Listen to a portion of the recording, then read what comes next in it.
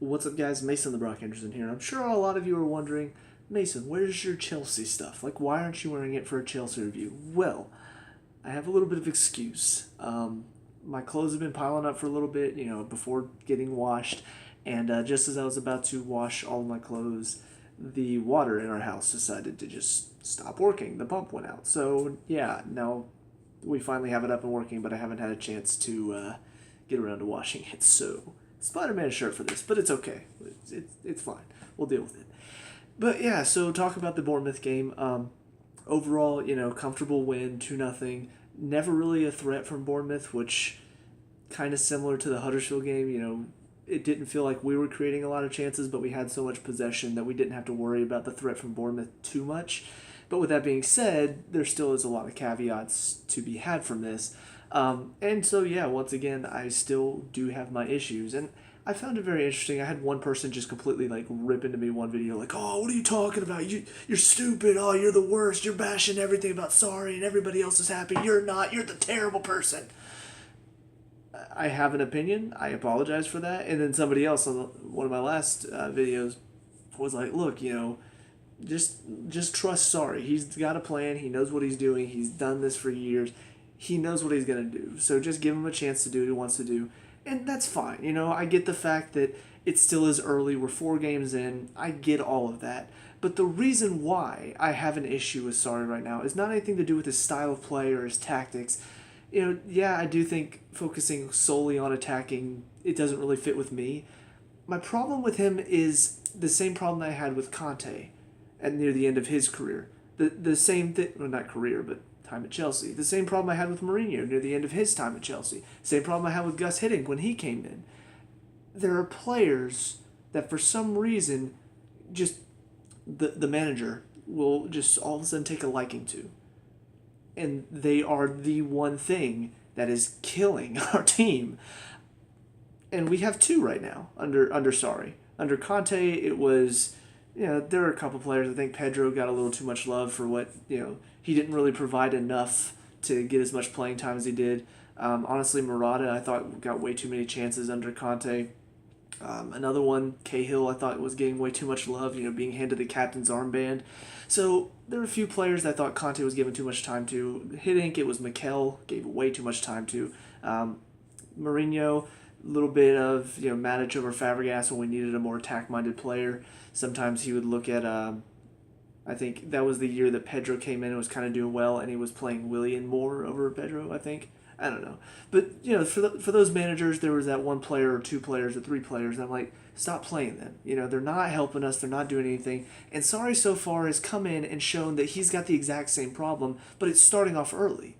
Under Mourinho, under Conte, under Hiddink, when they first came in, they put players in, and yes, some of them I didn't really agree with, but they came in and they did well, and they continued to play because of that at first. And so I was like, okay, great. Then when they dropped off, they weren't getting taken off the field. And I was like, okay, well now we have a problem.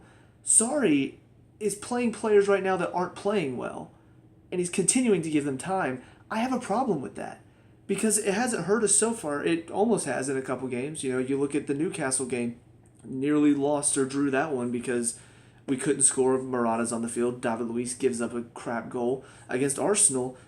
Easy 2-0 ahead. Murata's actually playing well for 15 minutes. And then David Luiz, lazy in the back. Jorginho even lazy defensively. Give away 2 goals. And then Murata turns off entirely. And we have no help from him. And it takes, what was that? Was that the Alonso goal? I think so. But it takes, I think it was Giroud that ended up assisting that one. Or I may be mixing that up with the Newcastle game. My point in all of this is Murata's not done enough to deserve to start. And we saw in the Newcastle game he wasn't helping us enough up top. We needed some striker that's going to battle and cause problems for the defense. He's not bringing that. Yesterday actually, didn't bring anything. Didn't bring anything to the field that made me think, yes, that's why we need him. Now, don't get me wrong, he's working hard. I see that. I see that he's not being lazy anymore like he was last season. But he's still not being very helpful for the team. His hard work amounts to, I run after this ball, I chase it down, and that's about it. It amounts to, okay, they pass him the ball, and then maybe he'll just pass it off to somebody else, and that's about all he does. The runs in the box, though, aren't really helpful. He just kind of runs straight into a defender or he runs off sides. Whenever we're looking for an option in the box, he's the only option we have, and you know he's not going to beat anybody with height. So we don't really have an option in the box. He's generally surrounded by two defenders because they packed it in. So what is he bringing? Nothing. Giroud comes in, and literally within the first few minutes, boom, he's hitting somebody. He's knocking somebody over. He's winning a header. Within the first few minutes, he's already more productive than Morata's been the entire rest of the game. And yet, first 4 games, Morata started all 4. Now, you can argue the first 2 games, Giroud is still coming back from World Cup time. That's fine. I'll give you that. But after the Newcastle game especially, I was thinking to myself, okay, Morata literally did nothing the entire game. You bring Giroud on, we score 2 goals. Morata starts against Bournemouth. No goals, no goals, no goals. We bring Giroud on, 2 goals. Right away. And I'm just like, and he even assisted the first one. Nice little interchange with Pedro. Brilliant little play. And that's the type of stuff that people are like, oh, but Giroud can't do that, Morata can. No, he's not.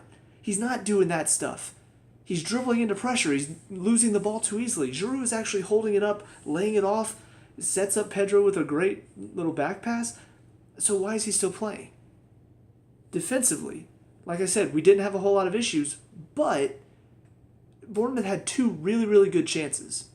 One of them was a giveaway. It was a rare mistake by Rudiger. I bring that up only because you could see the problem that it creates. When Rudiger makes a mistake, we have a serious problem. Because guess who's the last line of defense then?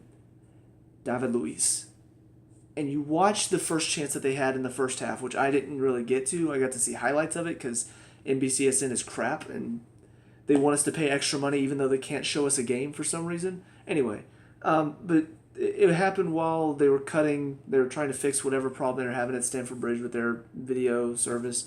But ball's given away at like midfield, and they're going down the left side, and David Luiz is on that on our left side, on their right side, and he's just jogging back. Jogging. Literally did not get above, I think, like 65%, like is his top speed the entire way back. And guess what? Oh, they crossed the ball in. King's quicker because he's actually ready for it, and David Luiz is still, oh, what am I doing out here? I have no idea. King nips in front of him, probably should have scored. We got lucky. He mishit it and goes over. But it makes me think, how many times that happened at Arsenal? How many times did they cut the ball back across, he's not ready for it, and it goes right past him? Because it was always coming from that side. You know, go past Alonso because defensively he's not really that good, and right past David Luiz because he's not ready. He's on his heels. He's kind of like, okay, what do I do? Oh, there's the ball. Oh, crap. Oh, thank goodness they missed. How many times is that going to happen before Sarri says, oh, wait a minute, maybe I should put an actual good defender back there? Because I'm sorry, David Luiz is not cutting it.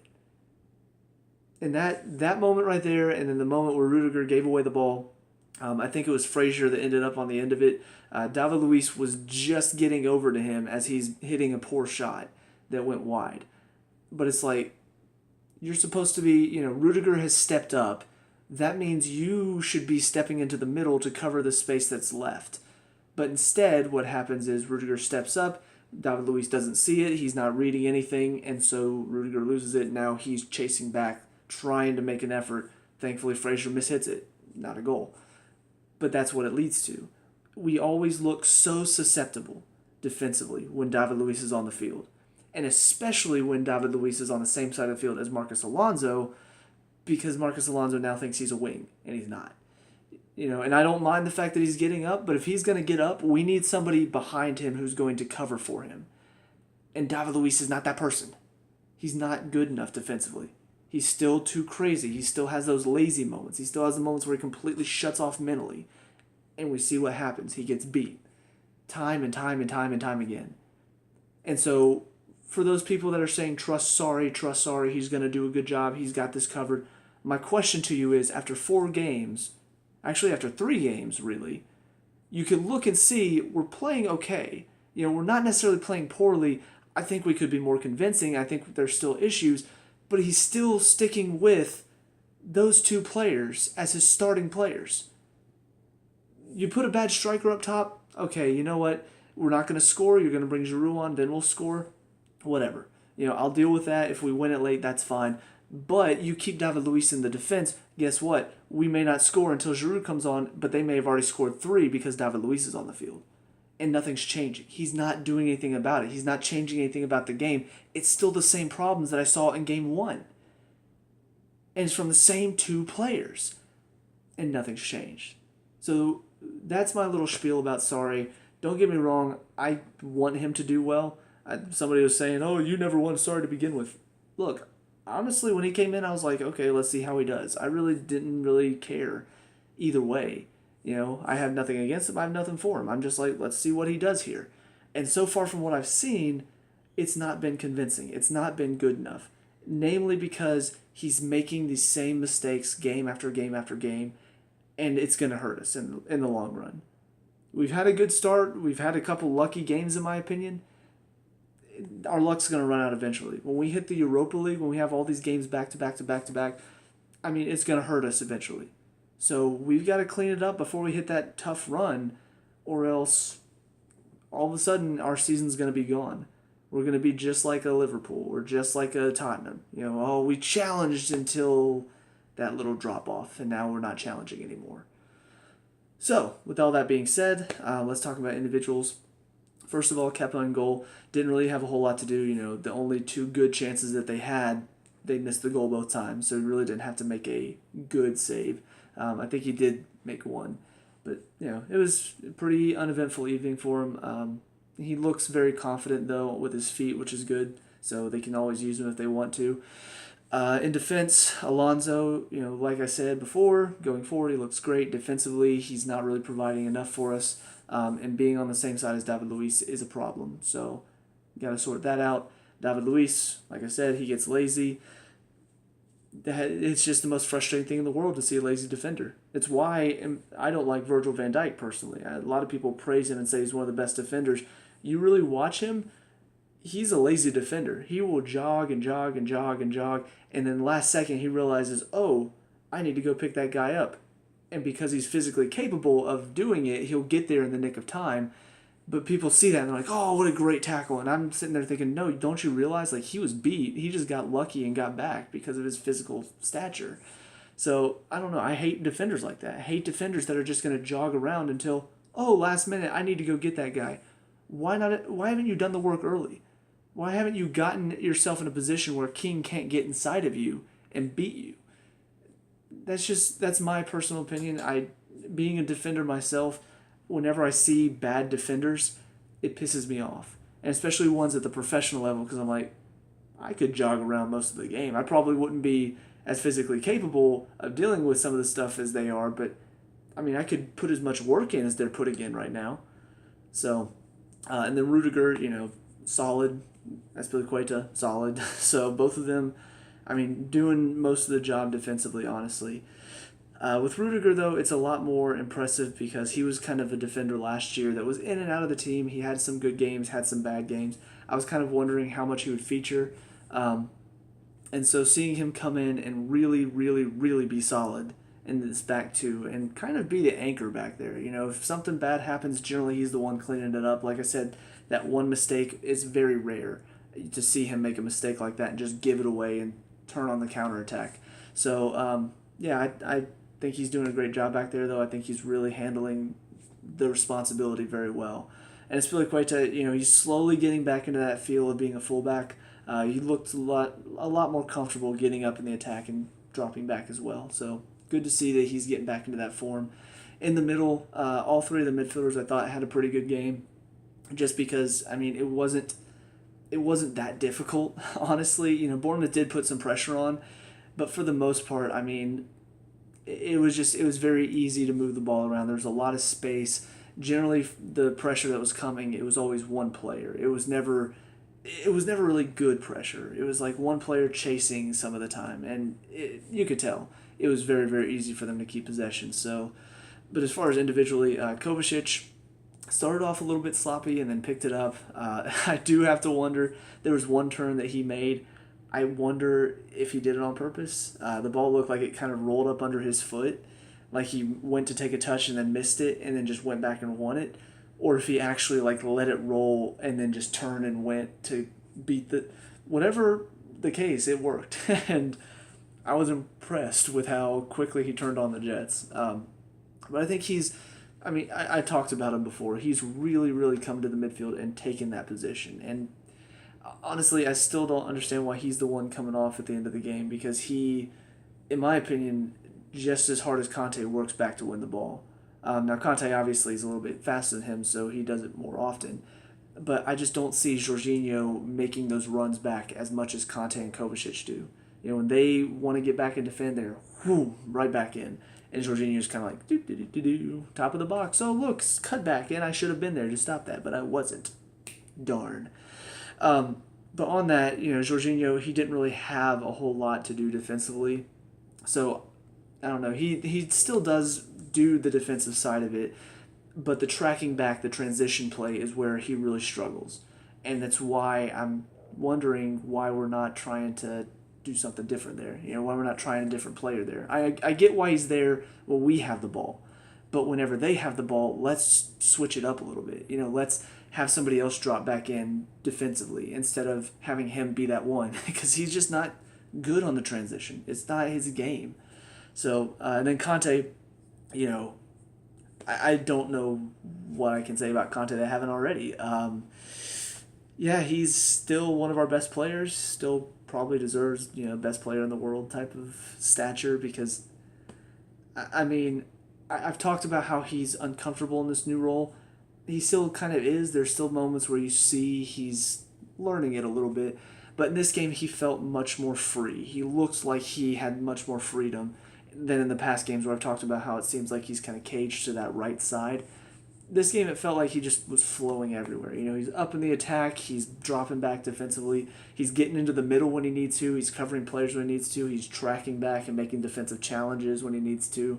It just seemed like, I don't know, like I said, I don't know if this was his instructions or not for him to stay on the right side, but if it was like for this game, he was like, all right, Conte, just, go do what you do. Just go run, get back and forth, get in the attack, get on defense. And Conte's like, all right, I got you, boss, and then just did it all. So he's definitely going to be a key in the midfield. Not necessarily, he's not the same type of player that you'd expect to see, like a Fabregas or a Jorginho, where they're linking up the play with their passing.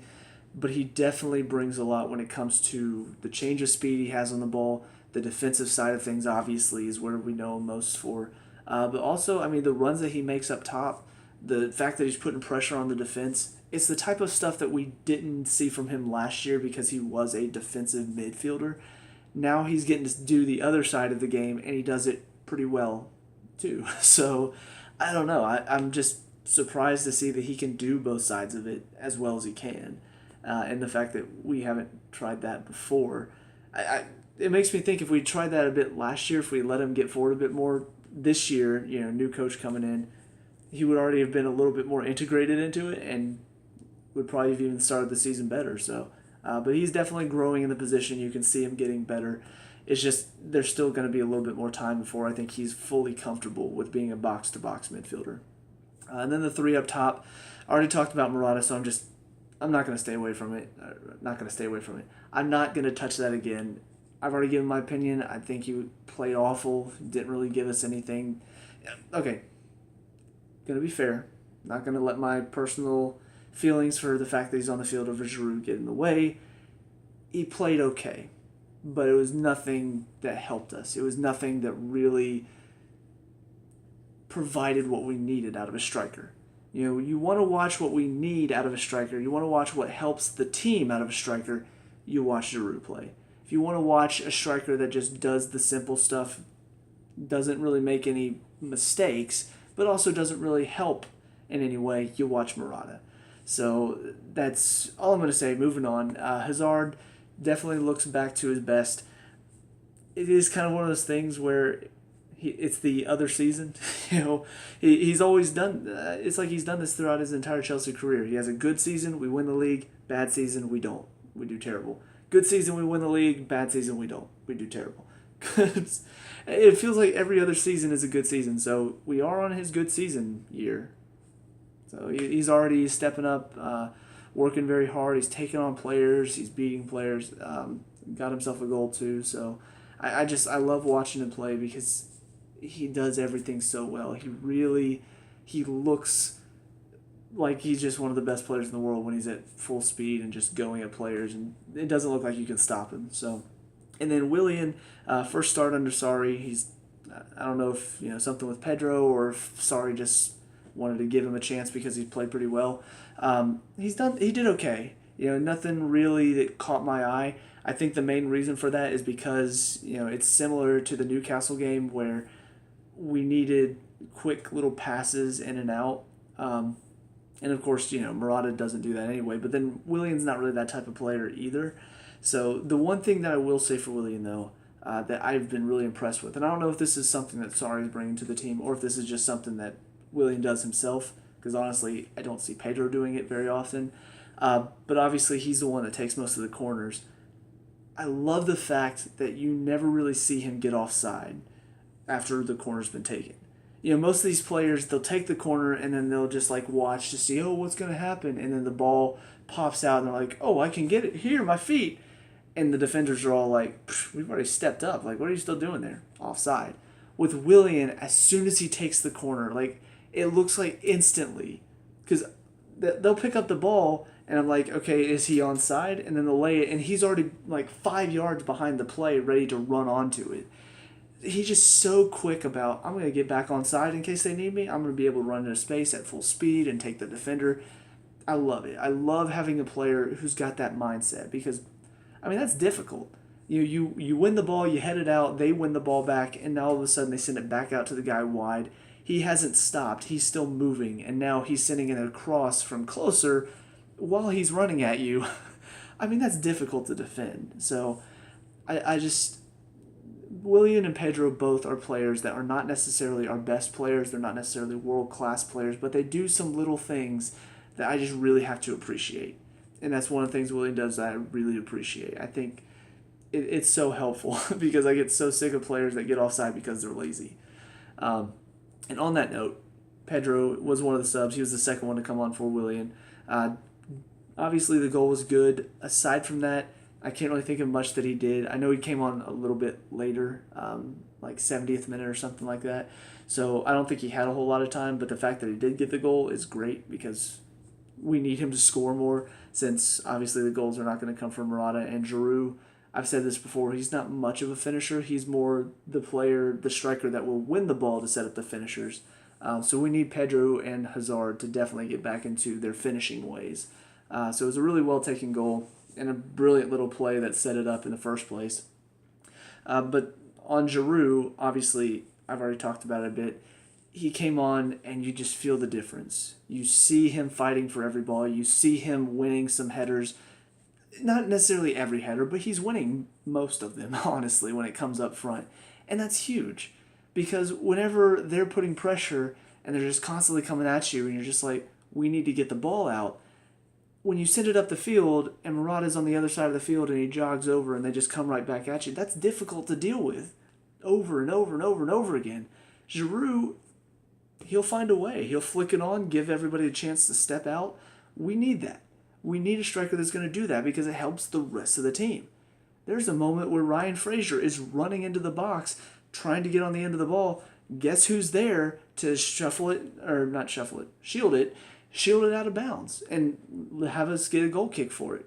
Up against Ryan Fraser, who is probably faster than he is, but he uses his strength, and Giroud shields it out. Goal kick. When do you ever see Murata doing that? Probably never. The only time I can think where he tracked back was once in the Arsenal game, and that was that little 15-minute stretch where he was playing well. Aside from that, I hardly ever see him tracking back. If he's in the box, it's because they have a corner. And even then, I think he ducked out of a header in one of the corners in this game. I'm sorry, back on Murata again. Moving on. Loftus-Cheek was the last sub to come on for Kovacic. I think he's probably going to end up becoming the more favored sub over Barkley, which it's kind of a mixed bag. On the one hand, I love the fact that one of our youngsters coming through the academy finally is getting a chance, and he's played pretty well. In this game in particular, I thought he played well. I thought he had some good runs on the ball. Needs to learn when to release a little bit better because there were times when he dwelt on it a little bit too long and then the run's already gone. So hopefully the more he plays, the more he'll be able to link up and really find those runs. Because there will be moments late in the game we need something on the field. You bring him on for his height and his strength. That's a great player to have.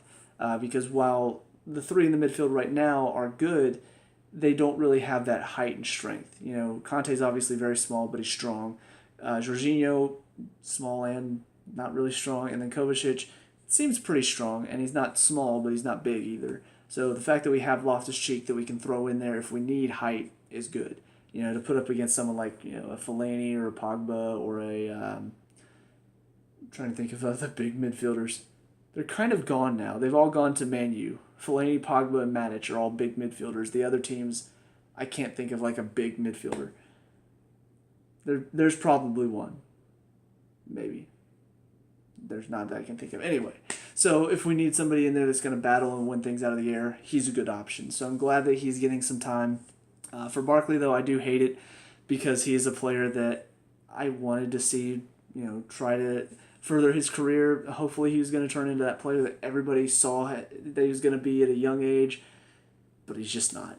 And that's unfortunate, but that's how it is. You know, it's a competition. You got to fight for your spot. If you're not cutting it, somebody else is. Unfortunately, that's what happens. And it sucks, but it's also we need to perform well. So, but all in all, you know, while I do have my problems, while I do feel like there are things that need to be adjusted, that need to be fixed, I'm glad we started off with the 4 wins. I am happy about that. There are positives to take for sure. But once we get more into the season, once we face harder teams, once we have all these games coming back to back to back, we need to sort out these issues. We need to fix these problems, because if we don't, all of a sudden our season could just fall apart. You know, and Europa League, they say, you know, they talk about how it's a grind. It can be. You know, if you don't do your job in the first like couple games of the group stage, it can be a real grind, because then now you're having to actually play your best players, which then takes them out of contention for the weekend most likely. And all the traveling that you have to do, it can be a toll. So I do understand why the Europa League is a grind, but at the same time, we got an easy group, which means we should be able to play a couple players that aren't getting a lot of game time, you know, like Barkley, like hopefully Hudson-Odoi gets some time. Would have been Abraham if we still had him, but probably not. You know, now that he's out on loan, definitely not. But you know, maybe some of the defenders that are still here that we aren't really seeing a whole lot of. You know, Cahill, Zappacosta, Emerson. Those players will get some time in the Europa League as well, and hopefully they get the job done. So, but that's why I do want to see a little bit more interchange. You know, I do want to see more players getting more time, because we're going to need them later on this season, and Sarri's just kind of been sticking to the same 11 except for Willian and Pedro switching out, and Kovacic and Hazard coming in as well. So that's about the only thing he's changed since the beginning of the season, and it is kind of concerning because there are problems that need to be fixed, and it seems like an easy fix. You know, David Luiz Morata off, Christensen, Giroud on. Boom, problem solved. But he's not doing it. So don't know why, don't know what's going through his mind, but that's what I think. So if you want to calmly and rationally discuss this, please let me know what your thoughts are down in the comment section below. I really do enjoy talking with people. I just prefer to do it in a way that's not bashing other people, because frankly our world has enough bashing other people. So yeah, if you just want to talk about stuff, that's why I make these videos in the first place, is to discuss my opinions and get them out there with other Chelsea fans. So yeah, let me know what you guys think. We can discuss. Obviously, you know, if you like these videos, leave a like and subscribe and all that good stuff. And I'll see you guys in the next game. Peace out.